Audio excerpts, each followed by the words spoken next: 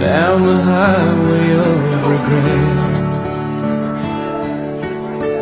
The winds of change are blowing wild and free, yeah. But you ain't seen nothing like me, yeah.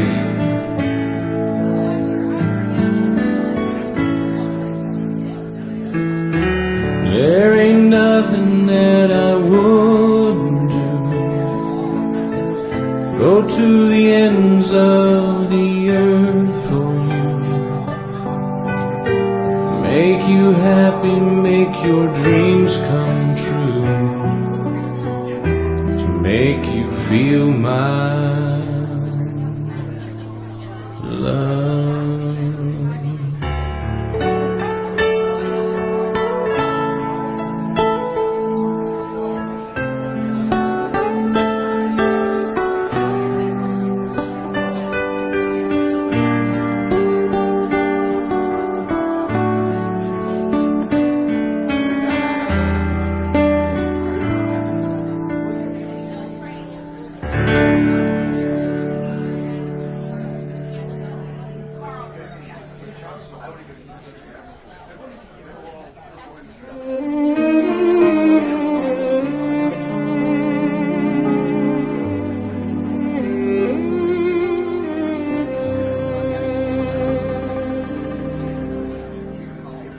El primer beso que me diste paralizó mi corazón,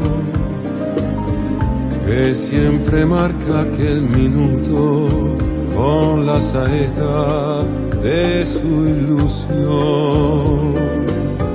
El primer beso que me diste fue sol y luna para mí, y mi cariño se resiste a no estar siempre cerca de ti. El primer beso que me diste fue cruz y raya de mi ser, y cada vez que yo estoy triste sueñan mis labios tu querer. El primer beso que me diste, sentí en mis venas palpitar y vi la gloria de morirme y poco a poco resucitar.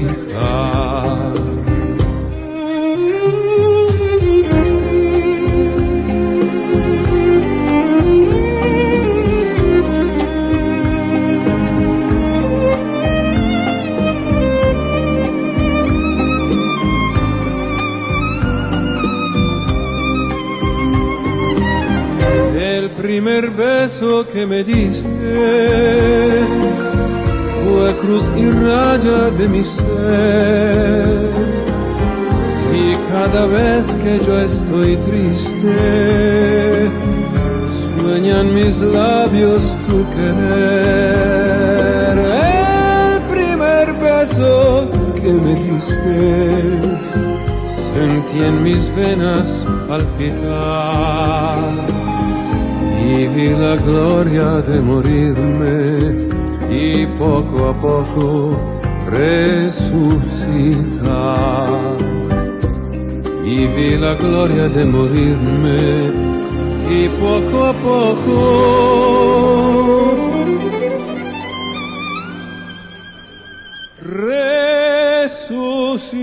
resucitar.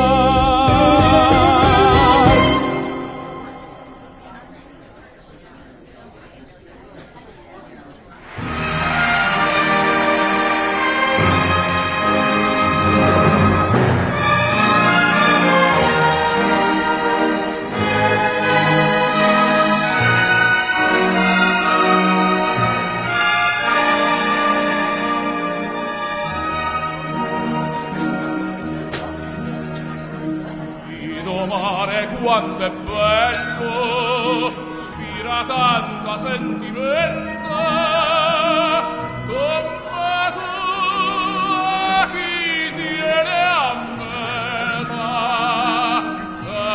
cade mai guarda qua chi sto giardino senti sue arance che nuovo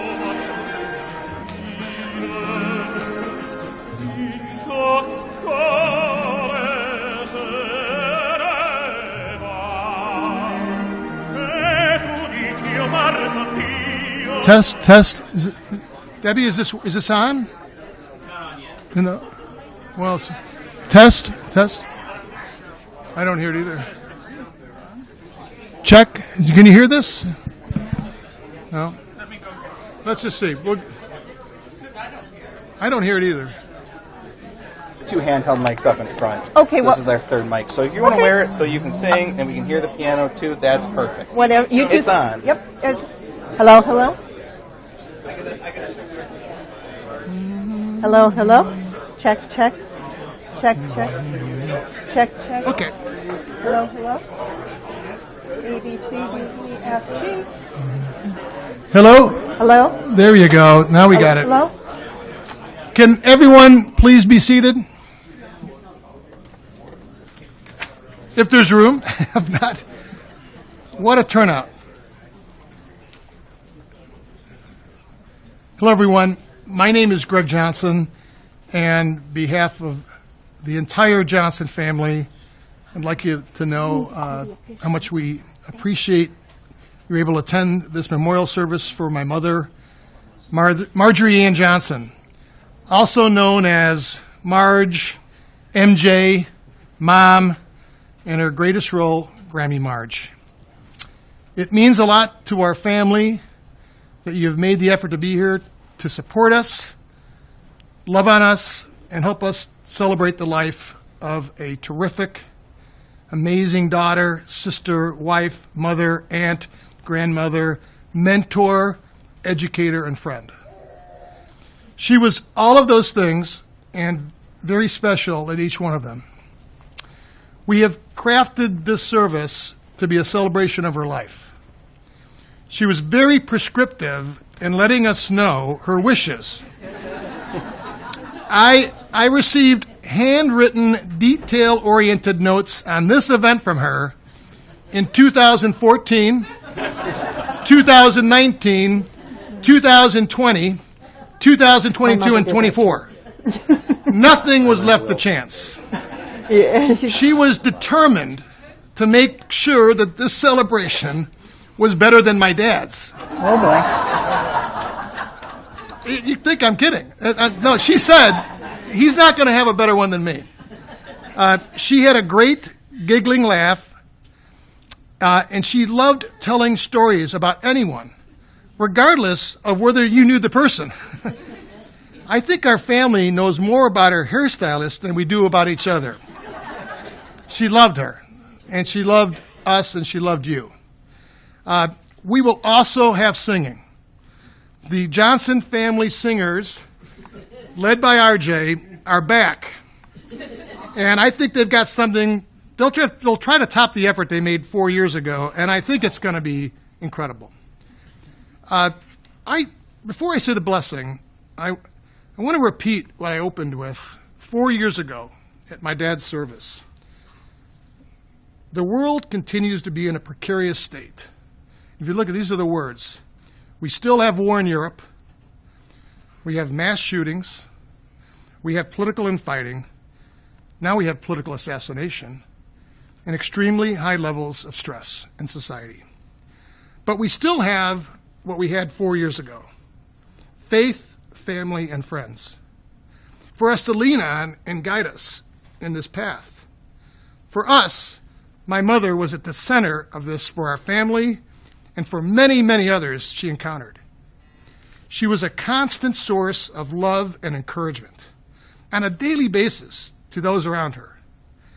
While we will share many of these experiences with you today, I want you to know she absolutely instilled in us a sense of appreciation for you and what we can be in life. And that's what it's about. So we're going to have a few tears, but we're also going to sprinkle in some funny things, okay? And I want you to leave this knowing it really means a lot to us that you're here. And those notes, those texts, you being here is special. And it means a lot. And hopefully at the end, we'll have planted a couple seeds on what you can do to respect her wishes. So here's our blessing. Please bow your heads. Dear Heavenly Father, thank you for this wonderful day. We ask that you bless this place and bless these people. Thank you for this incredible occasion where we celebrate the life of Marjorie Ann Johnson and her incredible life and accomplishments. I pray that you will comfort anyone who is suffering from a heavy heart and that you fill this room with joy and love. I pray that you watch over us all and that you will continue to work in our lives and that this service provides peace and relief and inspiration to all here. My final blessings are to be found in Psalms chapter 65, verse 1 through 8, which I find helpful. A praise awaits you, O God, in Zion. To you our vows will be fulfilled. You who answer prayer, to you all people will come. When we were overwhelmed by sins, you forgave our transgressions. Blessed are those you choose and bring near to live in your courts. We are filled with the good things of your house, of your holy temple. You answer us with awesome and righteous deeds. God, our Savior, the hope of all the ends of the earth and of the farthest seas, who formed the mountains by power, having armed yourself with strength, who stilled the roaring seas, the roaring of their waves, and the turmoil of the nations. The whole earth is filled with awe at your wonders. Where morning dawns, where evening fades, you call forth songs of joy. In Jesus' name we pray. Amen. Okay, so we got faith. Now we're going to sing a song.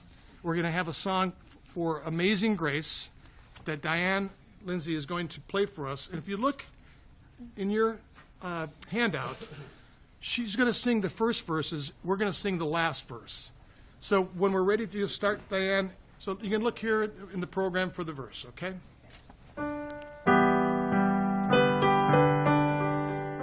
One of my mom's favorites. Amazing grace, how sweet the sound that saved a wretch like me. I once was lost, but now am found.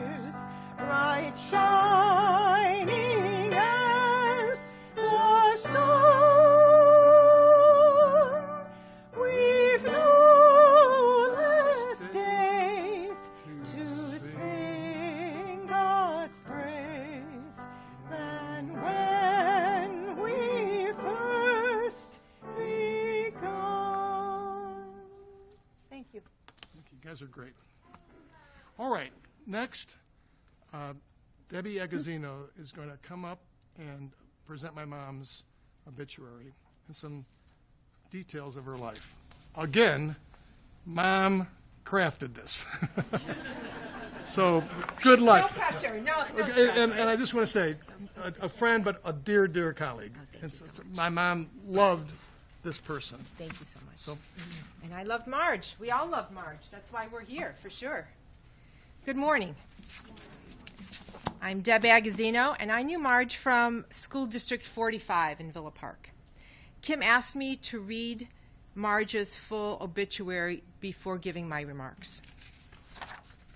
Marjorie Ann Johnson, age 91, passed away August 9th, 2025, at her Fountain Square condo in Lombard, Illinois, after a lengthy battle with cancer. Marjorie was born on February 26, 1934, in Macomb, Illinois, to the late Emery and Auline Robinson. Marjorie was preceded in death by her husband of 66 years, Donald D.J. Johnson, her siblings Jim, wife Mary Ann Robinson, Bob, wife Jane Robinson, and Peggy, husband Don Bellamy, and son Todd T.J. Johnson, a fallen firefighter from Breckenridge, Colorado, who died of brain cancer in 2015. She's survived by her children, Kim, with husband Larry Johnson of Holland, Michigan, Greg, wife Terry Johnson of Woodlands, Texas, and Rick Jane with son Rick, wife Jane Johnson of Fountain Hills, Arizona. She's a beloved Grammy of Melanie, Kelly, Caitlin, Elise, Zachary, and Claire. Marge grew up in Macomb, Illinois, where she attended the Laboratory School and Western High School, both affiliated with Western Illinois University. She graduated from WIU in 1957 with a bachelor's degree in elementary education. Don was a fellow student during this time, and the two were married in 1956. She began her teaching career in Macomb at Bardolph Grade School, continuing to teach third grade even after their first daughter, Kim, was born. Don completed his master's degree, and they relocated to Wooddale, Illinois, where they welcomed sons Greg and Rick. They moved to Elmhurst, Illinois in 1963, where their youngest son, TJ, was born. During these years, Marge taught mostly part-time in elementary education. In 1983, Marge graduated from Northern Illinois University. You saw some slides of that at the slideshow, with a master's degree in special education. She continued teaching until her retirement in 1994. She held many different teaching positions over the course of her career: kindergarten and reading specialist, Title I educator supporting low-income families, special education resource teacher, and finally, kindergarten and first grade teacher. Marge took a keen interest in her students and strived to help them become their best selves. She often shared her experiences with Kim, inspiring her to follow her mother into special education, and her son Rick, who taught high school social studies. In retirement, Marge volunteered in her grandchildren's classrooms, mentored middle and high school students, and advocated for single mothers through a local church. Marge and Don were very socially active with a variety of groups. Marge was a lifelong reader, especially enjoying mysteries. She took pride in her home and had a knack for decorating. Her family has fond memories of Christmas celebrations, including her Swedish meatballs, creamy cake, and traditional breakfast souffle. She instilled in her children a strong work ethic, the importance of setting goals, and the desire to always do the right thing. She was a doting grandmother who took a lively interest in her children's lives.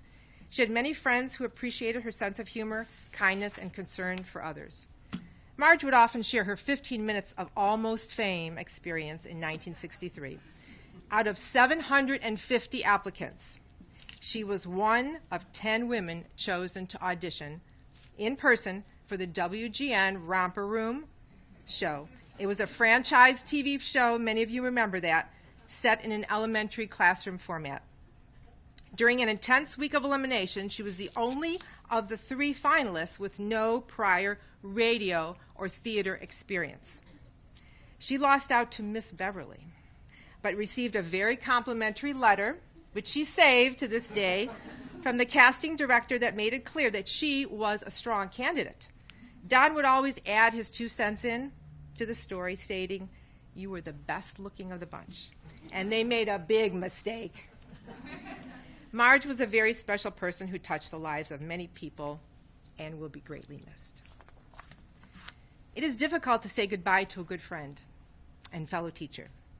Marge Johnson was a born teacher. Thank goodness her friend at Western Illinois convinced Marge to change her major from business to elementary education. Marge was a natural, and she really took an interest in each and every student she taught.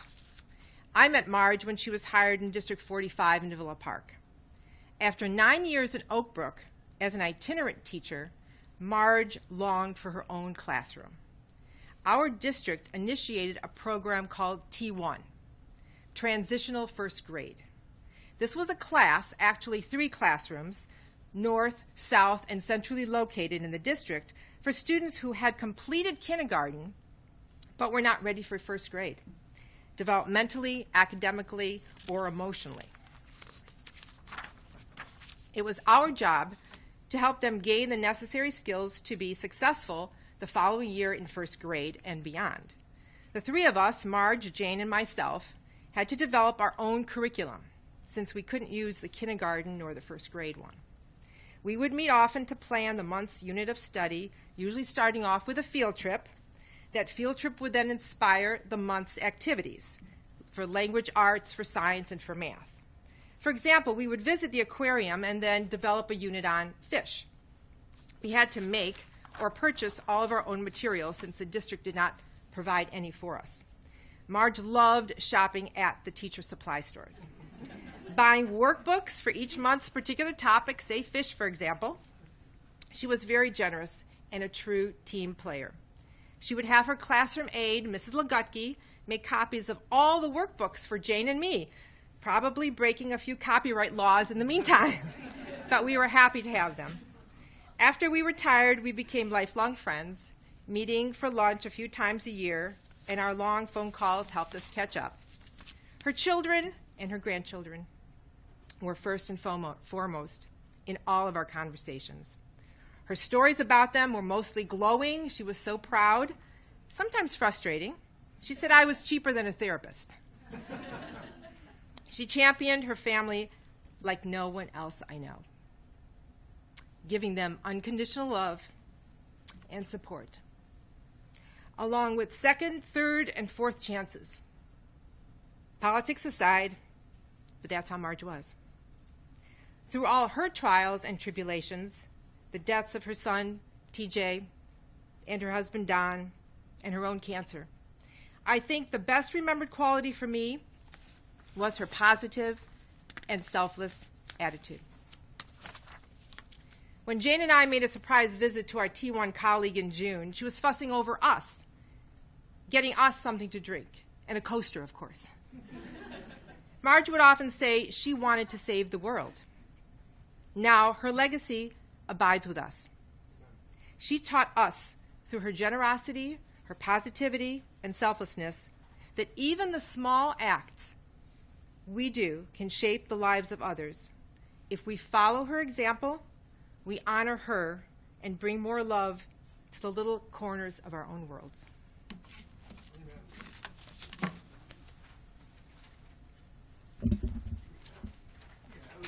Yeah, we can clap and clap. That's all right. I'm glad I don't have to follow that. Kimmy, we're going to have the family make some short remarks, starting with the kids and then the grandkids. That you're up. Yeah, you're a tough act to follow, Bette. Well, thank you all for coming. I feel kind of like a leadoff batter because we have a whole slew of remarks from her family. As you know, my mom lived a long, full life. The Monday before she passed, she told me to cancel her hair appointment, which was scheduled the next day. I asked her, should I do the same for your nail appointment for next week? Let's hold off on that. Despite her health challenges the last 2 years, she lived independently, which included driving herself to appointments and errands. She used Post-it notes everywhere to help her stay organized. We found, no, I'm not exaggerating, probably 30 unused pads, which I took, and yes, I've become my mother. She liked keeping in touch with friends and neighbors through phone calls when social visits became too difficult. She especially enjoyed being kept informed about her family and friends' daily lives, which she would share with me during our daily phone call. Yes, the daily phone call usually began with the local WGN weather report. She loved Tom Skilling. If Tom didn't say it, it's not going to happen. She also would share with me the important news of the day and her health update in later years. Interspersed were the latest condo news, what to order for her on Amazon, which was usually a new mystery book, and she was reading those every week, right up until she passed. She was a lifelong reader and subscribed to many magazines, which I took on to cancel, like 12 different magazines. She began her day reading the Chicago Tribune, which was her guilty pleasure. She was the last person in her building to get it, and they were charging her almost $8 a day. Yeah. Mom was generous and supported many charities and organizations. She was a staunch Democrat, hoping we would have a woman president in our lifetime. She received many calendars, note cards, address labels, etc., as thank you gifts for her donations. My particular favorite was Potbelly Pig Rescue. It was a calendar which featured over 300-pound pigs set in a pastoral setting, but I could see in the background a blurred image of a meat packing plant. Growing up, she shared with me her classroom activities, the little triumphs and challenges, but she never lost her passion for being an educator. When she retired, she kept many of her school supplies in a dedicated walk-in basement closet, hoping someday to pass them on to family members, someone who would become an elementary teacher. She offered me her extensive sweater and sweatshirt collection, which celebrated every season and holiday. I had to decline because I taught middle school, and the students, as well as staff, probably would ridicule me for wearing those. But my mom's greatest joy was spending time with her grandchildren. They will share with you the impact she had on their lives. Mom's swift transition was exactly what she prayed for, and she would want you all to know. I've lived a long, full life. I'm at peace now with DJ, TJ, and all those who went before me.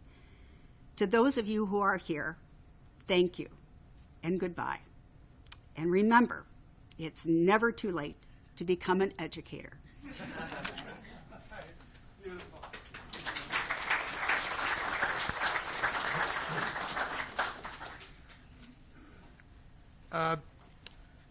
Just like I was able to be there for my brother TJ and Dad's death, I was able to get there in time to have say goodbye to Mom. Let her know how much I loved her, and that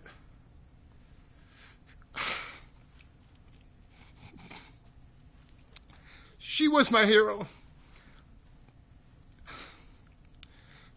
The things you take away sometimes hit you like I didn't really think it was going to hit me there, but the best things I can say is that when you're in your formative years and someone just pours into you, it makes you realize how blessed you are.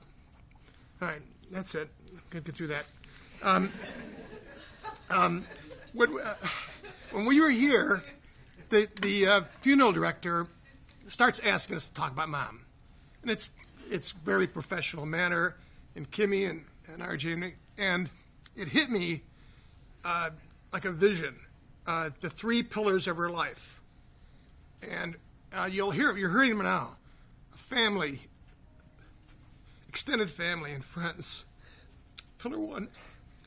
Pillar 2 is educator, but I would say educator mentor, and how she really, really poured into people.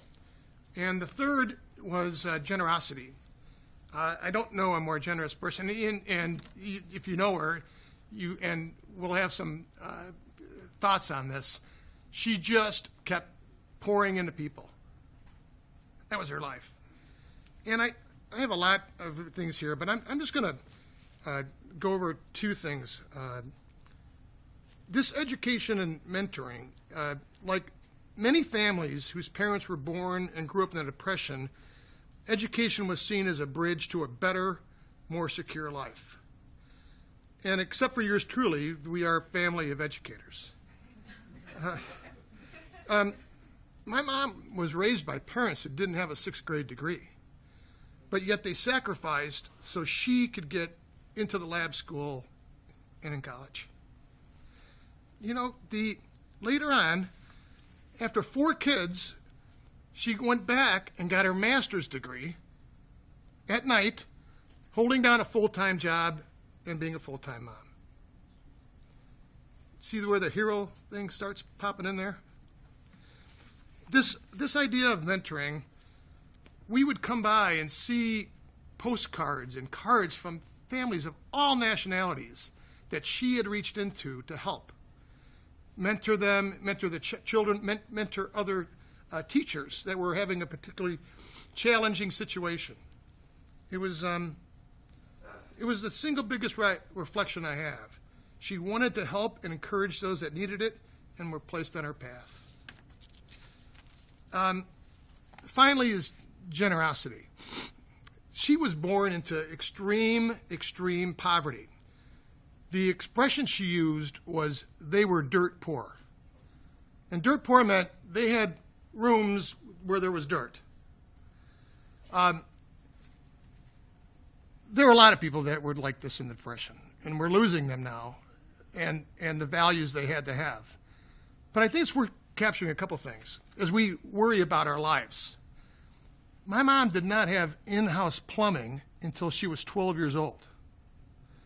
And she told me this, and there are stories about her brothers were cleaning out the outhouse every Saturday.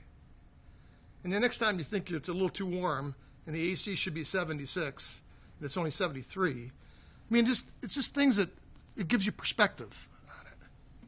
She was shaped by this. I think it's this experience of having nothing that when she accumulated things, these amazing Illinois teacher pensions, she poured back out. She poured back out, and you're going to see it. I mean, I think I got her checkbook.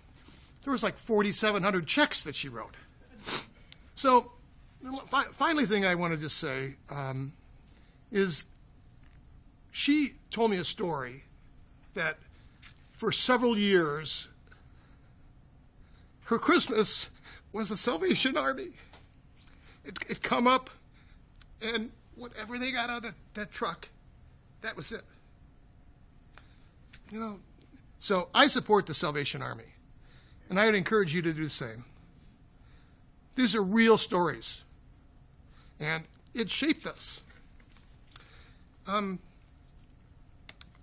I think finally I'll just say, I contrast this with my dad's messages. What a popular guy, great hobbies, passions.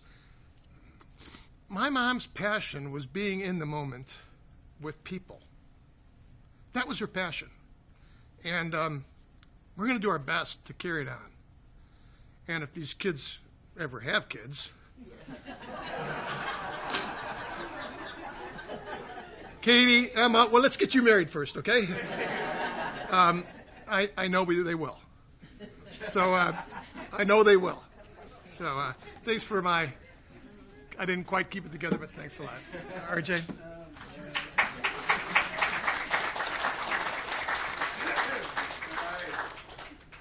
I was a teacher. I have a teacher your voice. I don't need the microphone. I like to move around. I'm not good behind the podium. Anyway,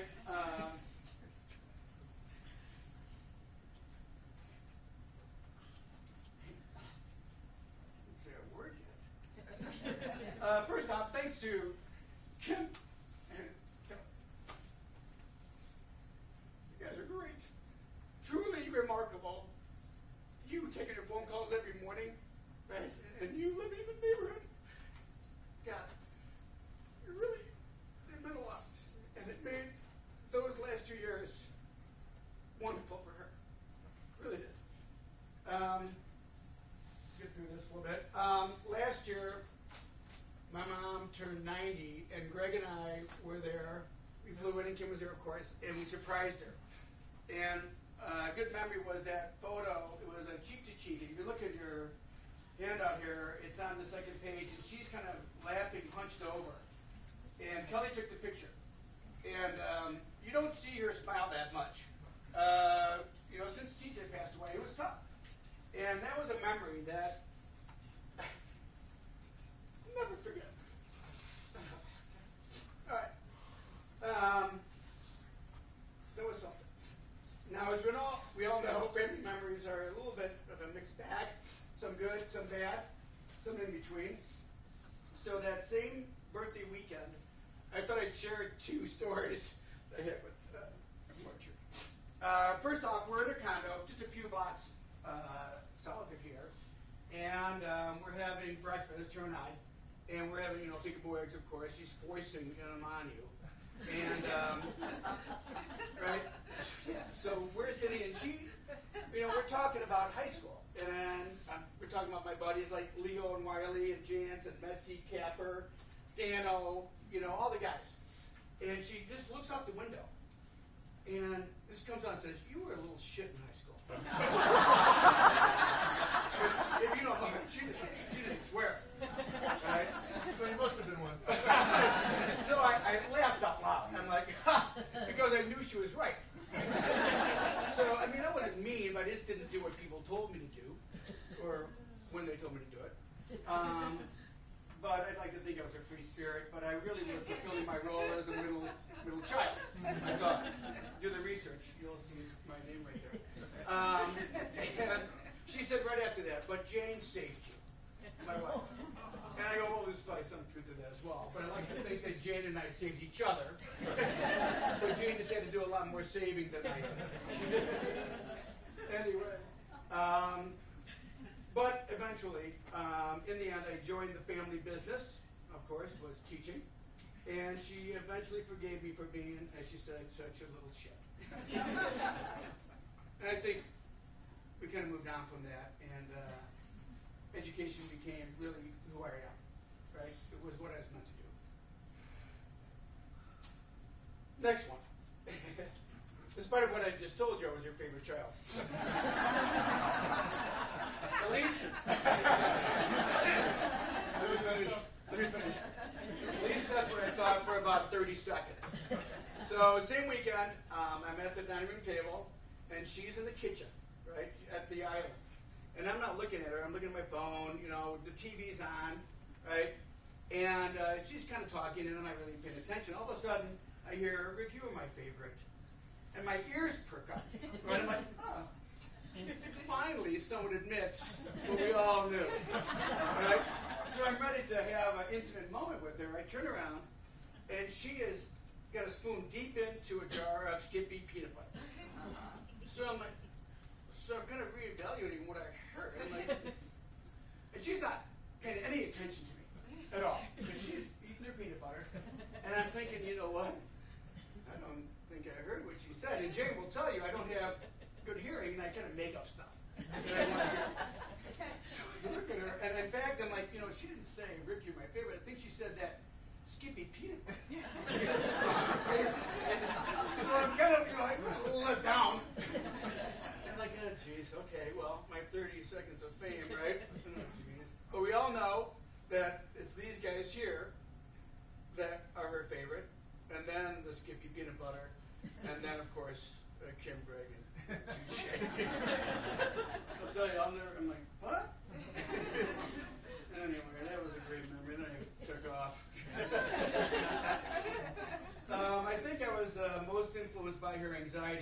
concerned for everybody's well-being. Every phone call.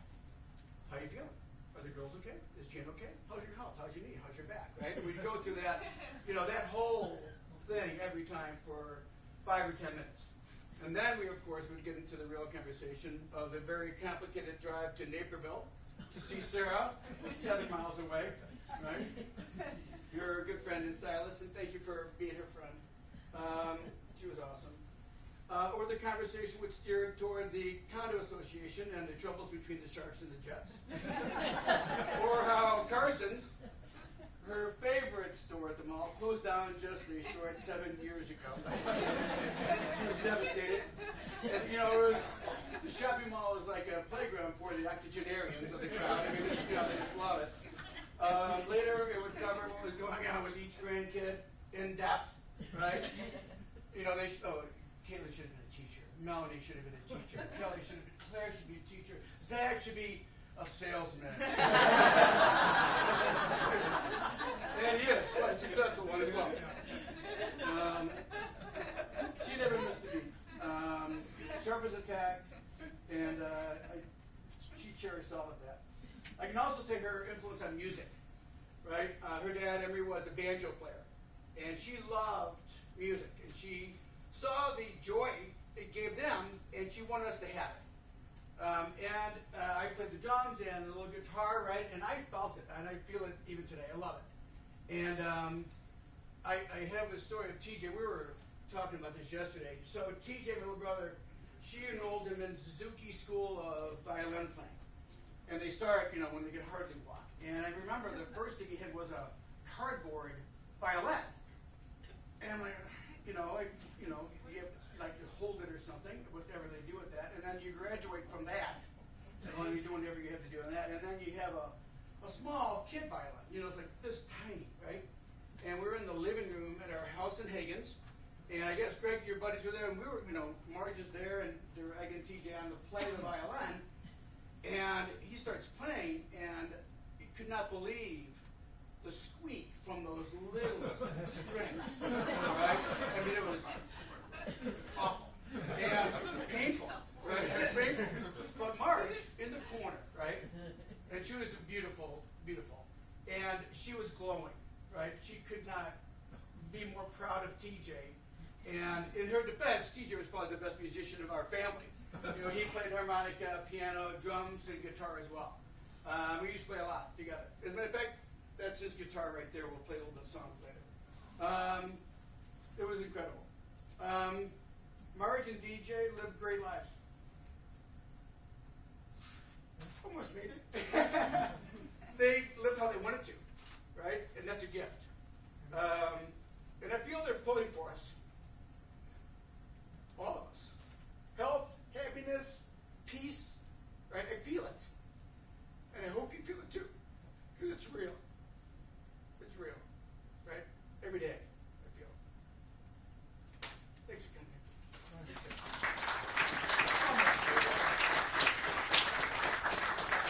Get my phone out. And my notes are on there. Now we're going to have comments from the grandkids. All right. Get you out of here about 1:30. We're coming. Thanks, Cliff. I'm going to go to the podium so I can hide my phone a little. Okay. Be a little classy about it. All right. Got to pull it up 1 sec. All right. For those of you who don't know me, I'm Claire, Marjorie's youngest granddaughter. Being born last in the Johnson clan came with both ups and downs. The downside was I was slightly bullied by my older cousins and sister. It wasn't a scary or mean bullying situation. It was more if we're playing a game, I was always it. And if things went awry, it's a Claire issue. It's no one's Claire issue. Now here comes the upside. My grandma always rooted for the underdog, and during those moments, I was indeed the underdog. She had my back always from the time I could walk to the day she passed. I love the way my grandma cared so deeply about justice and making sure everyone felt included. During my adolescence and young adult life, she continued to have my back at all at all times. She showed me unconditional love all the time, even when I didn't deserve it. But that was the kind of person she was. She loved so hard, and her family was her most prized possession. I remember hearing countless stories of her childhood and how she wanted to do bigger and better things for her own family of her own. But let's be honest. She had a pet chicken to walk around named Biddy, and you couldn't get much cuter or greater than that. Biddy is hard act to follow. My grandma and I had such a strong relationship, and I loved her more than anyone on this earth. We used to joke around on our Olive Garden dates. Sorry. That we were each other's best friend. It's funny how an attempted joke rings so true. She was the person I called when I needed to pick me up. It hurts my heart that I'll never be able to call her and hear Claire Elizabeth on the phone again. But I know she's up there smiling down on me, on all of our family. Marjorie Ann Johnson will forever be a part of me. I strive to live as she would have, with justice and acceptance, to always root for the underdog, and to love those around me unconditionally. So my grandma used to do the see you later act that we did as kids. So I'll show you what it is. Whenever we left, she always did this as we were driving by. So if you are comfortable and able to, I think it'd be great to say see you later to my Grammy girl. Yeah. Thank you.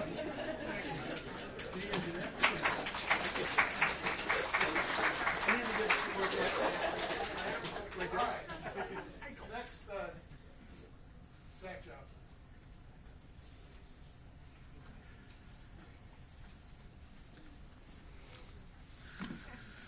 All right. For those of you I don't know, my name is Zach Johnson. I'm the grandson of Marge, or Grammy, as I knew her.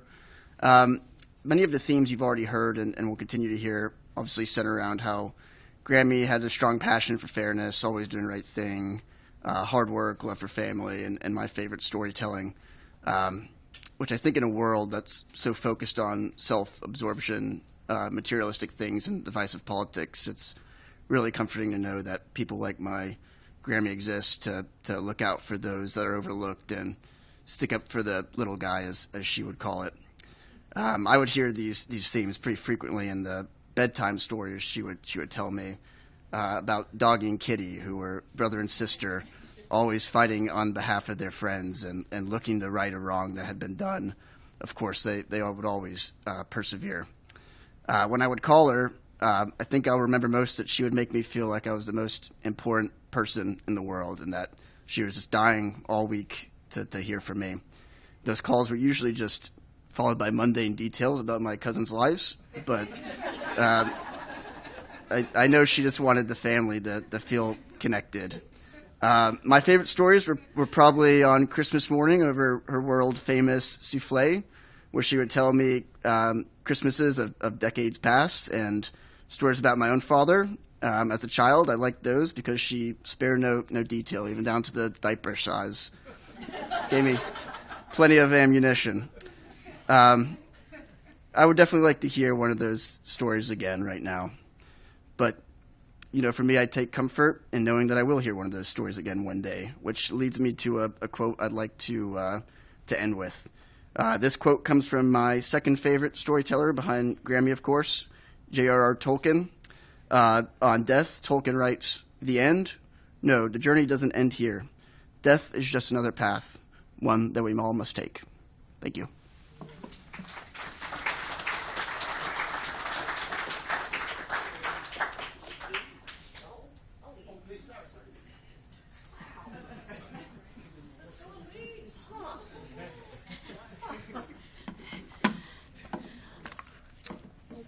That is the second time I was forgotten. I don't hold grudges. Well, hi. I'm Elise. In the Johnson clan, if you're really cool, I'm known as Lisey. So, I might ad-lib a little bit here. My Grammy was an incredible person. I've never met anyone as kind, genuine, or no one has ever been like her. She will be forever missed. Everyone who met and interacted with her walked away knowing that Marge was in their court. She would stick up for them. Unless they actively decided to not be a teacher. That was a no-no. I would like to point out, I, in fact, was a teacher for 2 years. But we seem to forget that quite often. That's okay. I'll remind you all. One of my favorite memories with Grammy was playing this game that is really exciting. It's called the Clifford game. So there was this pencil topper-sized Clifford the Big Red Dog. And it was really rubbery. It may have been an eraser. And it's really intense. What you do is one person takes the Clifford dog and they go to the other room. And then they hide it, but in plain sight, so you could also find it. And whoever found it first would be the winner. Really exciting stuff, I know. But it kept us entertained for hours. And it's a little concerning how into it Claire and I would get. It was a perfect game for two sisters that were constantly at each other's throats. Because we would just go back and forth, and it was great. But it was a smart move for Grammy to do that, because I now love Clifford the Big Red Dog, and I'm still looking for that little pencil topper. My Grammy really did love us, and she made every effort to show us that love, and she will be forever in my heart. The end.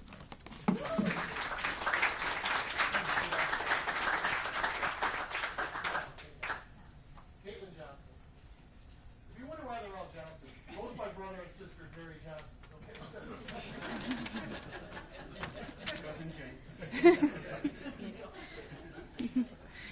Hi, everyone. My name is Katie, and I'm the third grandchild of Marge. As you can already tell, we've called her Grammy for over 33 years, so I'm not stopping that now. After Grammy passed, I was reflecting on some of our conversations and how I felt after we chatted. Once I moved to Colorado, most of my talks with Gram were phone calls. If you ever had the pleasure of talking to Grammy on the phone, the chances are very high that you heard her story, and likely that story was of someone you never met and probably would never meet. In our family, we all knew that when you called Grammy, you would be on the phone for a while, and you would be doing significantly more listening than talking, which we are mostly happy to do. I was thinking recently how special she made me feel whenever we had one of these phone calls. I always felt like I just had a pep talk. She shared how she loved me very much, wanted me to be safe, and was proud of me. Without fail, I always felt so loved and incredibly special. I do recognize this support was shared amongst all her grandchildren, Mel and Kelly obviously in competition for the top spot, but nonetheless, I felt so special whenever we talked or when we spent time together. Myself and my cousins have heard many pep talks, hours of stories of people we will never meet, but also stories of the people we love the most. I cannot count the number of times she told me how lucky I was to have parents like my mom and dad, saying how supportive, loving, and fun they were.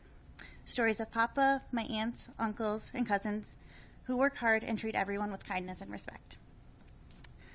Thinking of her stories made me realize that she shared these not only because she was chatty, but because she truly saw people. Every person, every connection, no matter how seemingly random, had value. And she remembered them, cherished them, and passed those on to us. So while we might have rolled our eyes at yet another tale of someone we never met, what I now see is something truly beautiful. A woman who believed that even the smallest interaction was meaningful and worth holding on to, and who wanted to make sure we knew it too. After Grammy turned 90, she started telling me, "Katie, I never wanted to be 90 years old." And while that's a little bit hard to hear from a woman you can't imagine not being in this world, I understood what she meant. She already had a beautiful life full of love, connection, and family, and she was ready to move on to whatever is next and to be with Papa and Uncle TJ. Grammy, I cannot express how lucky I am to have been your granddaughter and to have been loved and supported by you for 33 years. For now, I'm going to be heartbroken and in disbelief that you aren't here, but one day there will be more happy tears than sad when I drink Chardonnay, watch the movie Notting Hill, and think about all the joy you shared with me. Thank you for creating such a beautiful life for your family. I will always think of you and be proud of the amazing person you were. I love you very much, and I love you forever.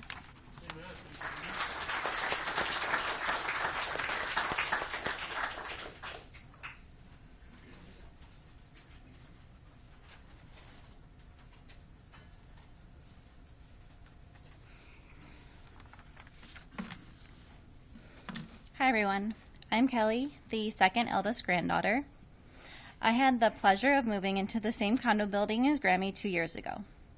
I didn't realize it at the time, but having her so close to me at the end of her life was truly a privilege. She became my favorite neighbor instantly. I received handwritten notes slipped under my door weekly, even daily at times, had bags of treats hung on the doorknob, and hearing her familiar voice talking to neighbors by the mailboxes would always bring a smile to my face. She did check my parking space often to see when I was home, but unbeknownst to her, I could also use that trick to check on her. What I really wanted was to be able to support her by helping her reprogram her phone, listen to a story or 5 when she was feeling lonely, and more recently, sitting by her bedside playing Elton John and telling her how much I loved her during her last week with us. I could have sat with her forever. She was such a comfort to me, and I hope I offered the same comfort to her. The past few months, she talked a lot about her childhood and her parents. There was no one that loved their family more than Grammy. I've been learning a lot about her recently, and a recurring theme is how much she wanted us to remember her, so that her stories would not leave with her, that we'd talk about her parents, Emery and Aline, and her life growing up in Macomb, even after she was gone. Something funny I found as we were sorting through her kitchen drawers was a recipe drawer filled with note cards. I didn't have the emotional capacity at the time, so I just took all of the recipes home. But the other night, I realized that the note cards weren't only recipes. There were cards full of meal ideas. They were all dated, and many had notes, like what was vegetarian for me and my sister, the side she served with her Christmas morning casserole in 2012, and even star ratings on meals that she and Papa both enjoyed. I think she kept all of these things, well, to help her remember, but also for us to remember how much she cared for us and thought about us.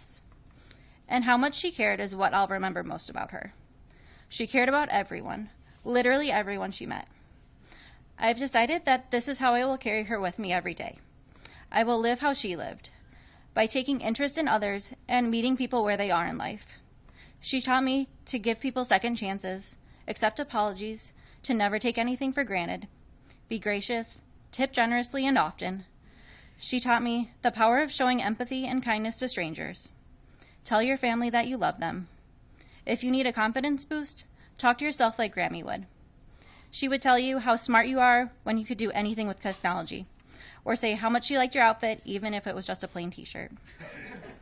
She showed me how to be brave and keep going, even when it feels like your purpose in life has changed, like when Papa DJ passed.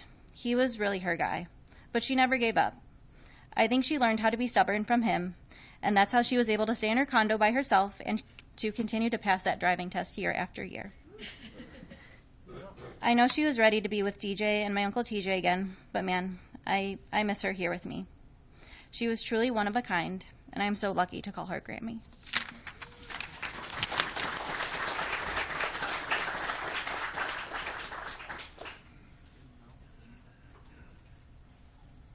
Now Melanie Johnson.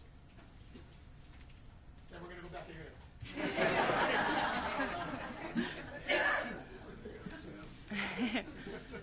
Hi, everyone. I'm Melanie.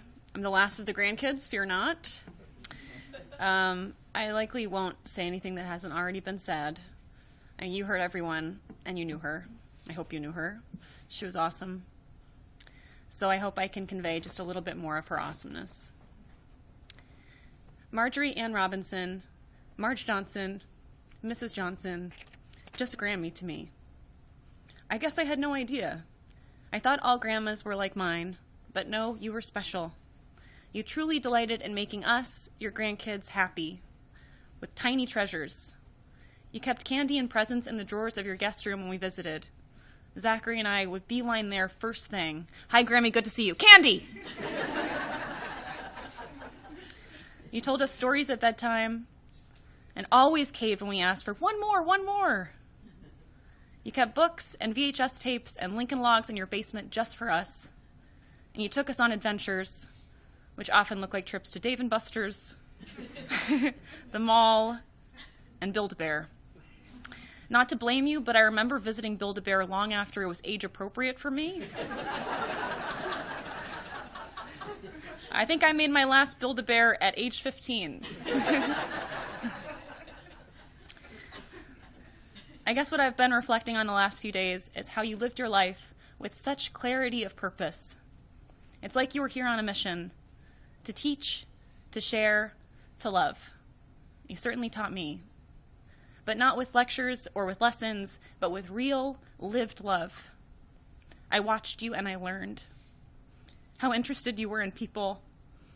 There's a reason why you knew so much about your neighbors and your hairdresser and friend Sarah. What up, Sarah? And the manager at the car wash. You cared about them, about their kids and their relationships and their lives. I watched how you celebrated people, especially us, your grandkids, Claire's new job, Elise's hobbies. She loves karaoke. Z's engagement, Kelly's new apartment, Kate's move, my art. You were an artist too, I think. Definitely a storyteller. And you shared your stories, your brother's stories, passing them down like family heirlooms made of magic. You shared of yourself too. You always said what was on your mind, sometimes to a fault. We were so opinionated and funny, and difficult sometimes too. You made me feel like it was okay to be that way too.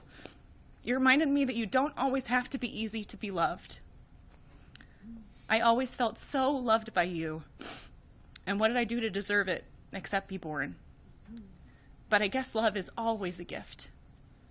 You were so good at giving it over and over again.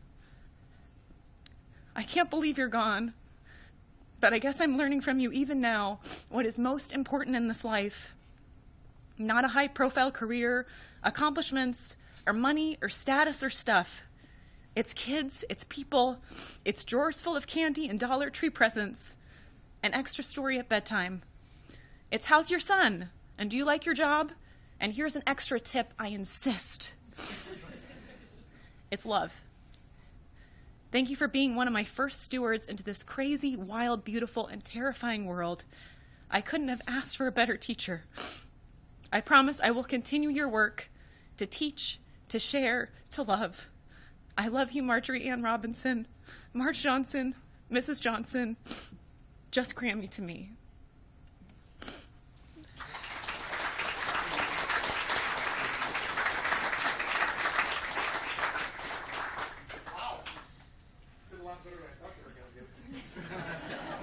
So now, we're going to wrap this up, I promise. But we have the family Johnson singers. You guys are probably feeling in a singing mood right now, right? But it's going to be okay. We're wrapping this up. And you're going to hear some of the themes in the song. You need help, Marge? No, okay. For those that weren't here, it's working. Yeah. If you've been at any of our events, the common theme. Thanks to the Swingler family for putting through 20 years of family songs. Just one more, Swinglers. Maybe.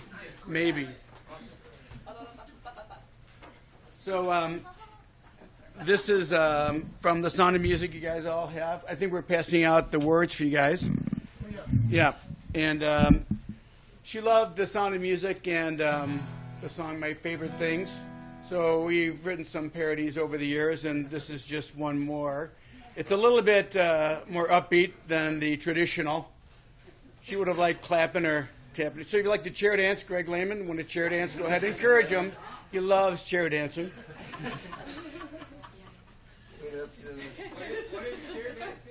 You gotta move it on the chair a little bit. Not a laugh. That's very different, Zach. Where's that guy going? Let's stay focused. All right. So anyway, this is a little bit of our Grammy variation of My Favorite Things. Hopefully you recognize the melody. If you'd like to sing along at the end, the last verse and chorus.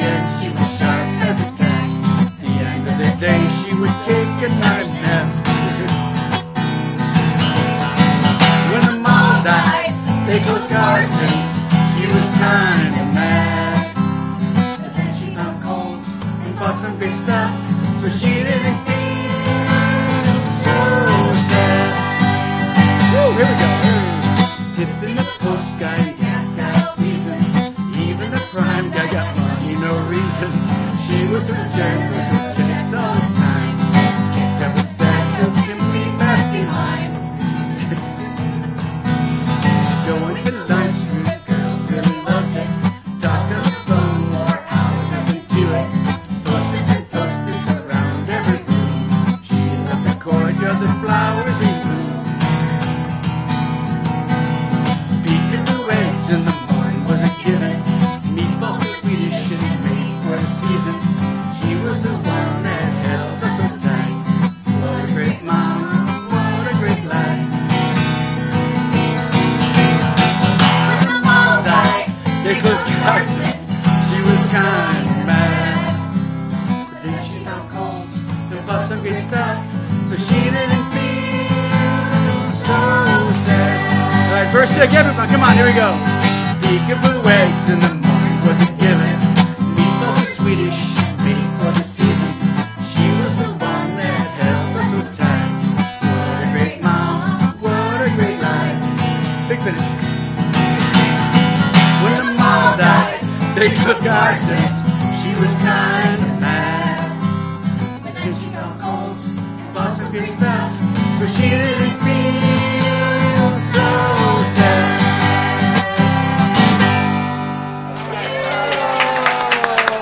Wonderful. Oh, well done. That was awesome. Good job, guys. I didn't know if they could top that, but Papa DJ, I think, finally went, okay. So we're going to have one more closing song, and it's going to be Somewhere Over the Rainbow. And Diane's going to lead us, and again, this is wrapping it up, and the last verse we'd like you to join us. Okay?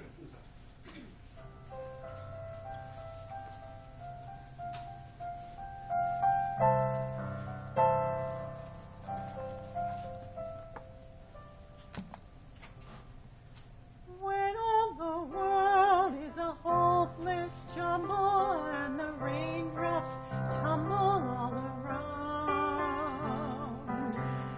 heaven opens a magic flame.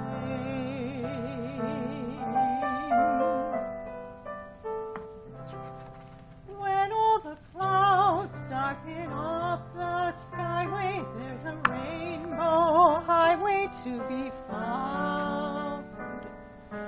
Leading from your window pane to a place beyond the sun, just a step behind the rain.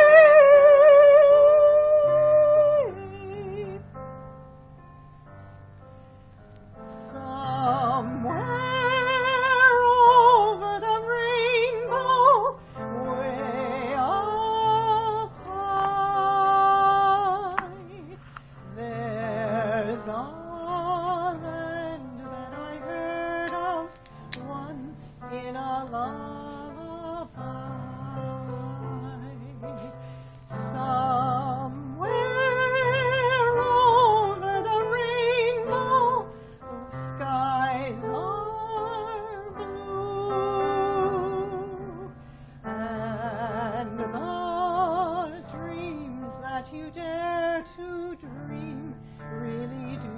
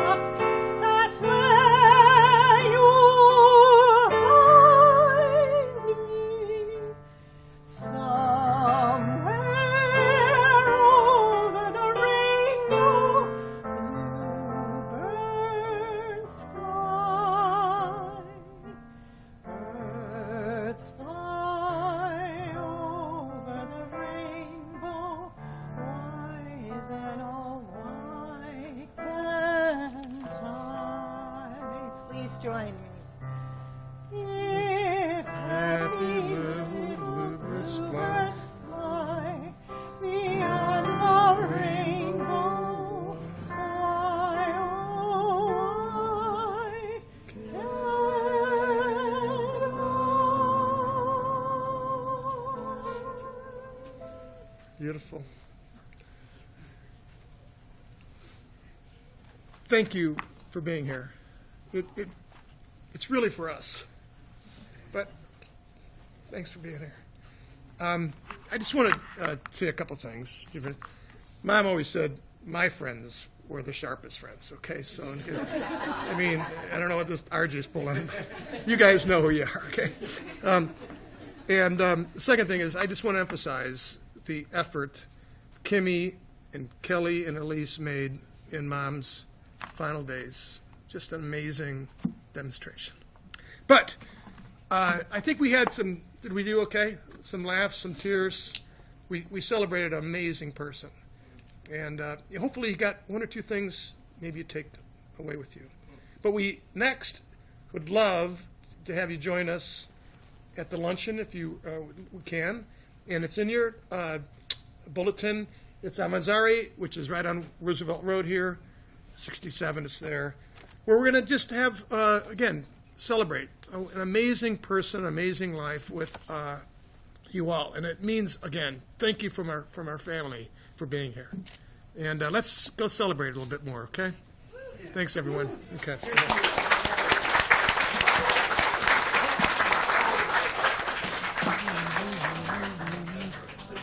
Let's eat.